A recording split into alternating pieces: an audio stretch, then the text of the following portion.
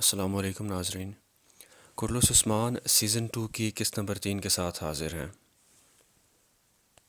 قسط کے آغاز میں عثمان ارطغرل بے کے خیمے میں داخل ہوتا ہے تو ارطغرل بے کی پوسٹ پر ساوچی اور اس کی بیوی کو دیکھ کر پریشان ہو جاتا ہے۔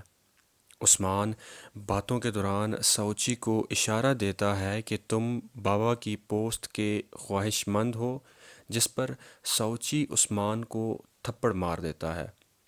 اس پر عثمان اور ساوچی کے درمیان جھگڑا شروع ہو جاتا ہے اور دونوں ایک دوسرے پر مکوں اور تھپڑوں کی بارش کرتے ہوئے خیمے سے نکل جاتے ہیں۔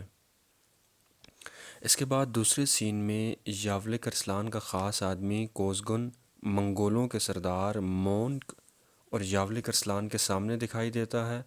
یاولک ارسلان کوزگن کو قتل کر دیتا ہے اور پھر یاولک ارسلان اور اس کے سپاہی منگول سردار مونک اور اس کے تمام لوگوں کو قتل کر دیتے ہیں۔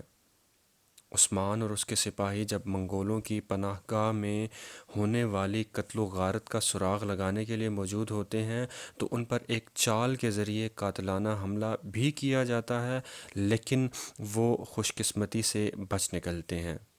اس دوران مجذوب جنگل میں عثمان اور اس کے سپاہیوں کے پاس آتا ہے اور انہیں حضرت سلیمان علیہ السلام کا وہ واقعہ سناتا ہے کہ جب حضرت سلیمان علیہ السلام اپنے طاقتور لشکر کے ساتھ جا رہے تھے تو ایک چیونٹی نے اپنی ساتھی چیونٹیوں سے کہا تھا کہ تمام اپنے بلوں میں گھس جاؤ کہ ایسا نہ ہو کہ حضرت سلیمان کا لشکر تمہیں کچل دیں اور انہیں اس کی خبر تک نہ ہو۔ اور ادھر حضرت سلیمان علیہ السلام ہزاروں میل کے فاصلے سے چیونٹی کی یہ بات سن کر مسکرا دیے تھے اور انہوں نے اپنے اس لشکر کا رخ تبدیل کر دیا تھا۔ مجذوب عثمان اور اس کے ساتھیوں سے کہتا ہے کہ اگر آپ کے پاس طاقت ہو تو آپ کو اس طاقت کا استعمال کرنا بھی آنا چاہیے اور آپ کو اپنی اس طاقت کے ساتھ انصاف کرنا بھی آنا چاہیے، یعنی کہ آپ اپنی اس طاقت کے ذریعے انصاف قائم کریں، نہ کہ ظلم ڈھائیں۔ یاولک ارسلان جرکوتائی سے کہتا ہے کہ تم گیہاتوں کے پاس جاؤ اور اسے بتاؤ کہ عثمان نے تمہارے بیٹے مونک کو گرفتار کر کے تمام سپاہیوں کو مار ڈالا ہے۔ دوسری طرف فلیتیوس سوغوت کے گودام میں آگ لگوا دیتا ہے، جس سے گودام میں موجود تمام بارود دھماکوں کی آواز سے پھٹ جاتا ہے اور سوغوت میں بہت سا جانی اور مالی نقصان ہوتا ہے۔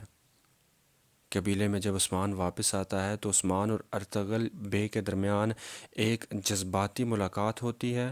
عثمان ارطغرل بے کو بتاتا ہے کہ میرے خلاف بچھائے گئے جال کے پیچھے یاولک ارسلان ہو سکتا ہے۔ گکتوک اپنے سپاہیوں کی تربیت کر رہا ہوتا ہے تو عثمان وہاں آ جاتا ہے۔